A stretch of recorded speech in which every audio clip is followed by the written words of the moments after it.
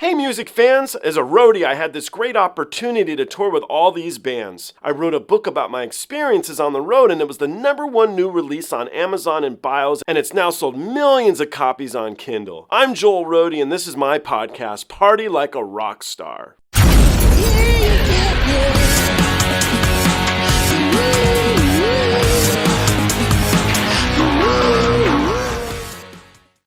All right, we're back with my next series of Road Dogs and Rock Gods. You guys asked me to keep doing these, or to start doing them again, rather. It's just they're a bit of work, but I'm gonna. So I brought back what a lot of you find is your favorite person who came on, Mr. Rocko Reedy. Rocko is a really good pal of mine. I talk to him regularly. He's very opinionated. So we'll see if he likes these newest releases that we played him.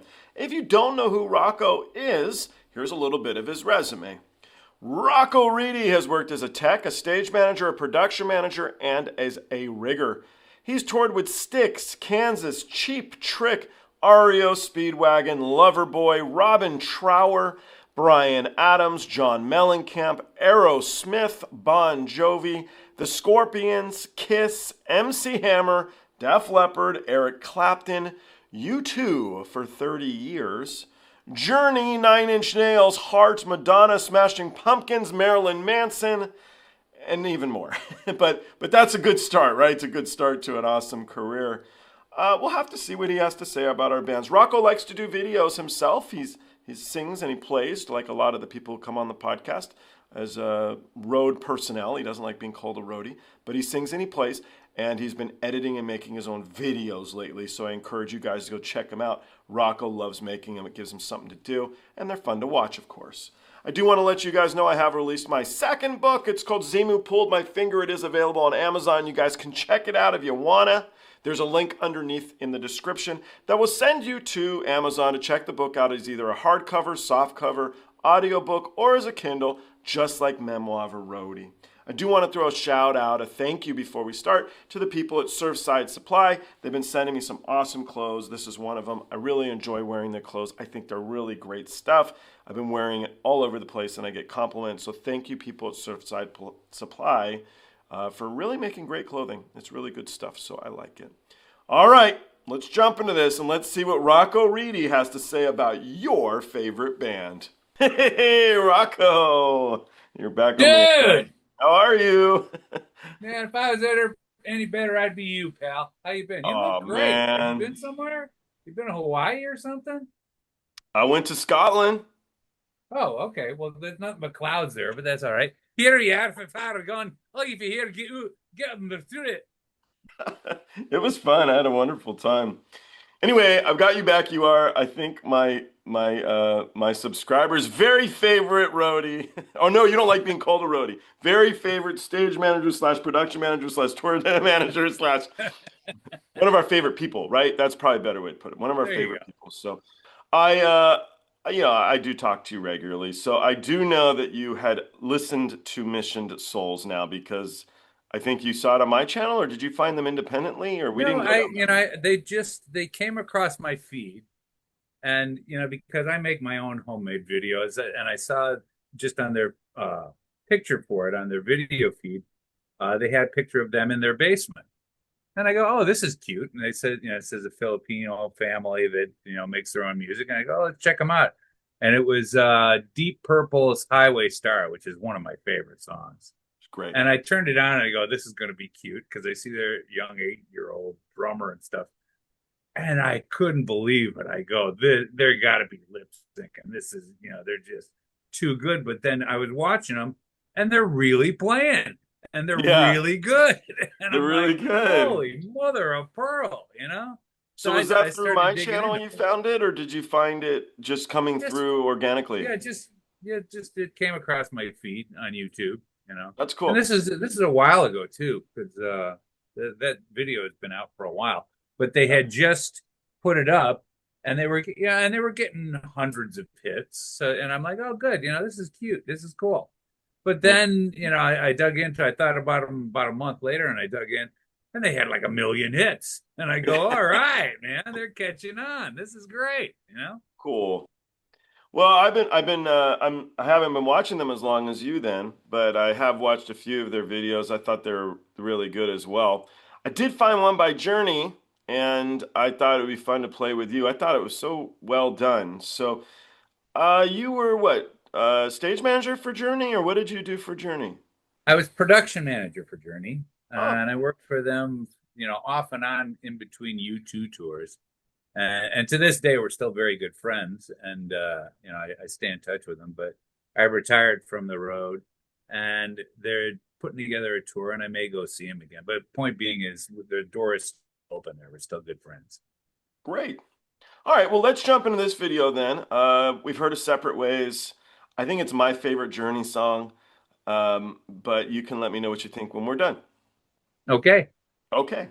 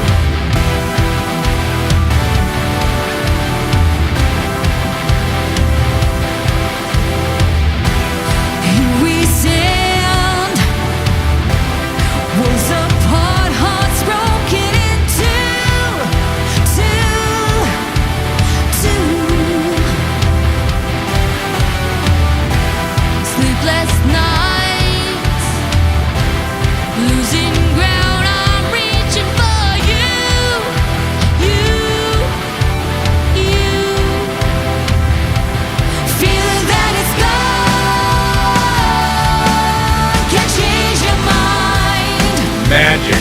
If we can go on to survive the tide, love divides. Someday love will find you, break those chains that bind you. One night will remind you how we touched and went our separate ways. If he ever hurts you, true love won't desert you. You know I still love you, though we touched and went our separate ways.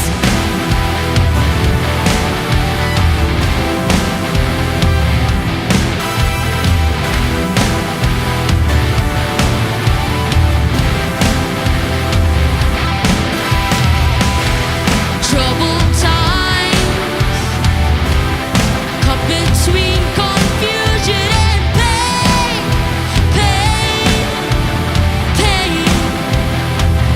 I love that kid. Distant ties, promises we made were in vain, in vain, vain. If you must go, I wish you love. You'll never walk alone.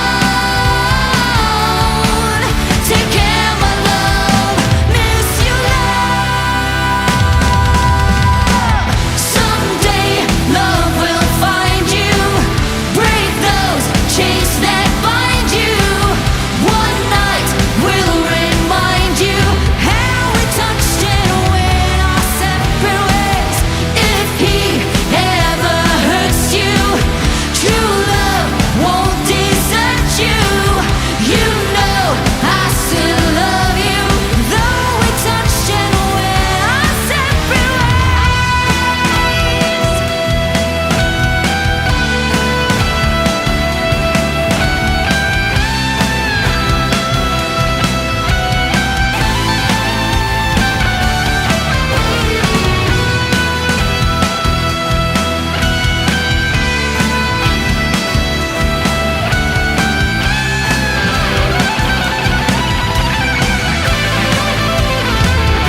Yeah, you go, girl.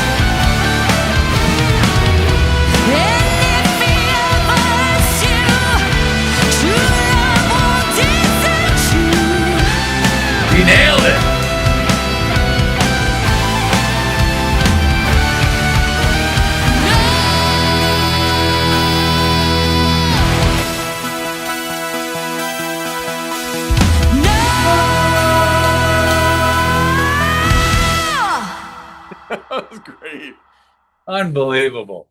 Aren't they talented? It's so cute, but so good too.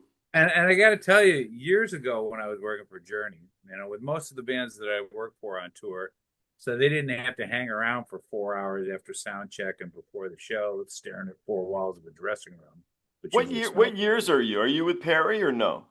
No, I was during the Steve Augeri years, version 2.0, which I started with them. I think it was about 99 or Okay. something like that, and then I was working off and on in between U2 tours, and I would go back with them or with Def Leppard or whatever. But I had other friends of mine that I would put in working for them, and it's a very family organization. They're very nice guys, very. I mean, you read about all this junk in the thing about politics and all the rest of that. They don't care.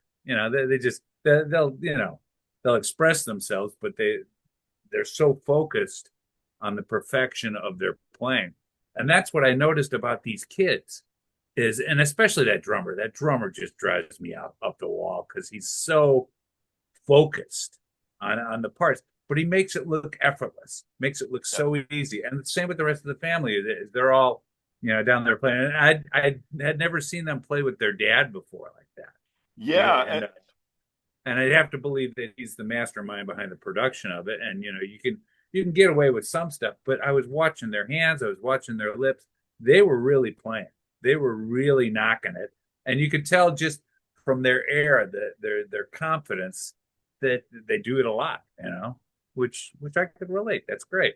But what I was about to say is this one song in particular, the Journey crew would get up and play that song and do Journey sound check for them, doing that song. Oh, wait, okay. And actually, it's on YouTube. It's under the title Journey Crew Jam, and it shows all of us playing the song. But it's like I know it's not an easy song to number one play or sing, but they're so young they can hit those high notes, the ones that I can't even think of, and nail it. That was very impressive. I was very impressed with them. So did they do better than the crew? You be the judge. Look it up. Journey crew. Okay, Jam. no, fair. So just to make sure too, so that is the father, but the lead singer was the mother, and she's really? and she's professional vocalist. She doesn't look old, No, no, but I just want to make sure she gets her due credit too, because I have a pretty strong feeling she's got a strong influence as well. But I did notice that one of the other girls was kicking into the lead vocal as well, and their voice was identical. So that's the oldest daughter. Yeah, and when they were hitting the 3-part harmonies, it was spot on. I mean, there was even chorusing in between them. It's great, and then the guitar solo is awesome. I'm sure that Neil Schon has seen this, and he's very competitive. He loves seeing other people play his stuff, and going, oh, well, that way he missed up. But I'm sure he looks at that and goes, what? Yeah. What? All right, so I've brought you on so many times, but I want to ask you your own questions. So I stole you gave me this wonderful question years ago. We shared. Fair enough. We shared this wonderful question. And the question was, who's the most famous person Rocko Reedy's ever met who does not work in the music industry? I don't think I ever asked you your own question. So who would you say? I thought I had answered that. My favorite person is Slim Pickens. Oh, you know what? You did answer it. I do remember it now. All right. I didn't line up my stuff so good, but I remember that now. Yeah, I remember that. But I mean, the reason that I loved him so much was because in all of the movies he was in, Dr. Strangelove and of course Blazing Saddles and all the rest of it, and 1941 with John Belushi. But in any of the stuff that he was in, and this is why Mel Brooks picked him for so many of his movies, is he wasn't playing a part. He wasn't running from a script. He grew up and was a rodeo clown, one of those guys who dressed up and attracted the bull when the rider was getting his ass kicked and, got him away from him. And that's what he did. And that's how he was discovered. And then that's who he was playing, just himself. But all of those little catchphrases and all just the way He was a good old boy down home speaking. It was just so genuine that everything that came out of his mouth were very honest. Yeah. Which is something in the entertainment business you don't find a tremendous amount of. They're all playing. No, well, they're playing a part. They're acting. Sure. And not necessarily that they're lying. It's just they're projecting the image that they want to be known as. With Slim, he was just being Slim. Yeah. And I appreciate that in any human being. You can tell that a lot of times with people that you're meeting, and they're giving you answers that you want to hear. Yeah. And manipulating. I just watched it for the first time, Doctor Strangelove. He's so good, and I just bought the Oscar nomination certificate from an auction for the screenplay. And wow. So it's cool, and I never had seen the film, so I went and watched it, and it's so good. It's so genius. So good. Oh, yeah. And Peter Sellers in there he's been playing like 4 different characters. And it's all ad-lib. He's basically just going, doing his thing. So it was brilliant. All right, last question is dinner with Journey or dinner with Mission Souls? I've got an easy one for me. Oh, well, definitely Mission Souls. Yeah, Filipino food is fantastic. I'd rather sit around with a bunch of pretty girls than a bunch of old men. You know what I'm saying? All right, let's jump in, guys. But one thing I do want to bring up here, and I was thinking of of when we were going to talk today, is there's a big change in the music business coming up.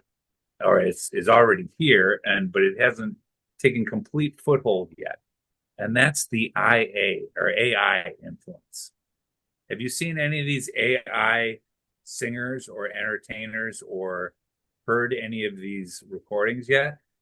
Very little. I don't really like it. For me, it's very clear that it's all generated crap. So most of it's the verbiage that I see on like Facebook and stuff, and I skip over. As soon as I see it's AI, I go read it. The only reason I bring it up is because, especially with what I do when I'm down here in my basement, and with what Mission Souls is doing, is they're not going through the old school. It used to be that you worked your ass off, you learned a song, you put a band together, you practiced, you got discovered by a record company that gave you a deal, you sold records, you got rich, you went on tour.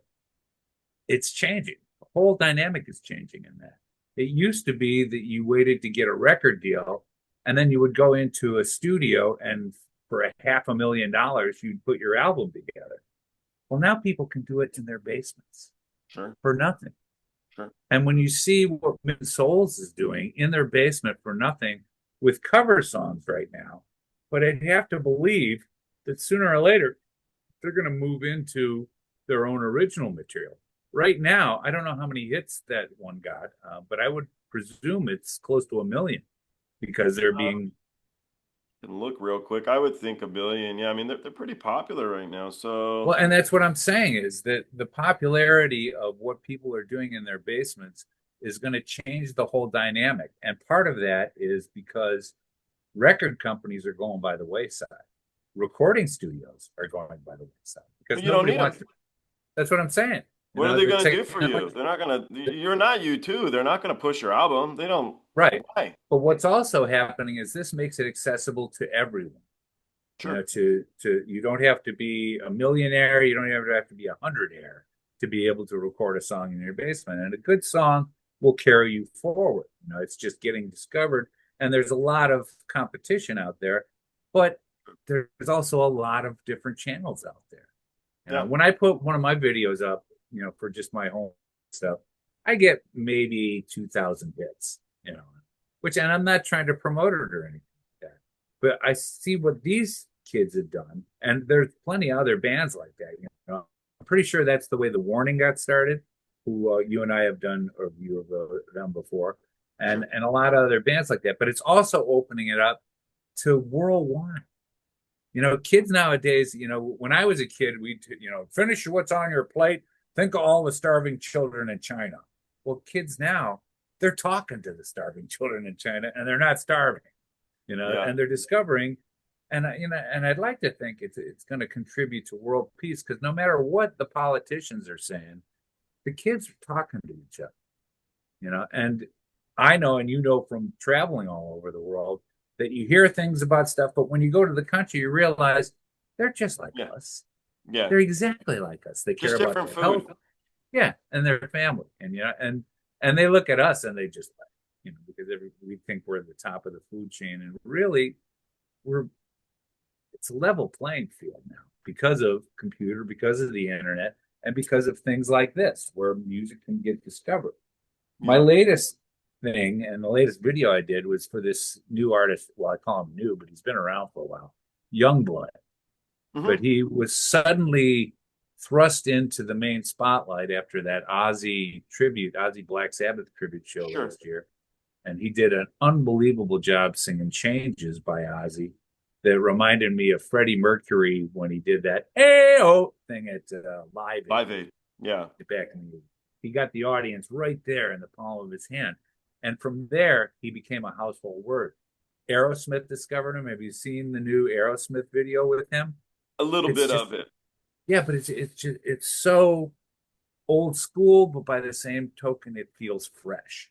Sure. And that's what I see with a lot of these kids is they're taking these old, Journey songs and Deep Purple and all the rest of these old, old guys from the 70s and stuff, and taking the music and they're playing it note for note, but they're giving it their own spin to it. Sure. And to me, it because then they take that, they put it on the internet, and kids their age, they'd never heard of Journey. They might have heard their parents listening to it, but to them, it's a brand new bowl of cereal, and they're loving it. Right. Which I love seeing. It's fun to see and remember the excitement. I mean, remember the excitement the first time you listened to Led Zeppelin 4. It's that freshness, even though it's vintage stuff, just the freshness of what it feels like to rock your ass off.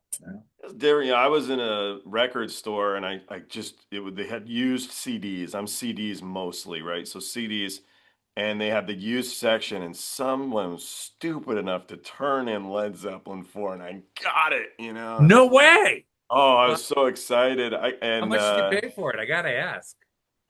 Probably $10 as a guess. Oh my God. Just a guess. Yeah, that's amazing. But oh man, it was so good. And then I miss those days of just going through for you the records and stuff and just finding.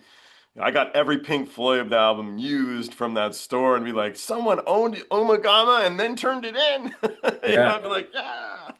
Well, I mean, when I was a kid, I remember I used to go to the record store buying big albums and stuff like that. And I got to say, at least a third of the times that I'd buy a record, it was because I thought the album cover was cool. Oh, for sure. And I had a long time. If it was like a guy holding a banjo with no teeth, I bought it. I bought it. That guy was going to be great, man. Well, what was it? Was it rock and roll or country? Or no, it was probably Burl Ives or something like that. Oh, okay. I got really into weird stuff. So, all right. Let's finish this up. 1.2 million views is what that Journey videos had in 1 year. So I think the family's on their way, and I too hope they write some original content that we get to listen to, because that's the test. That's a stepping stone to see what could happen in the future.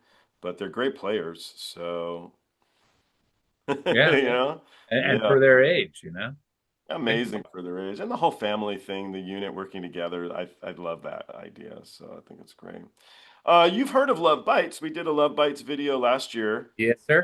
And, they just released a new video. I think it's really something wonderful, so I'd love to show it to you if you got a few. I'd love to see it. Okay, cool. Let's do that one.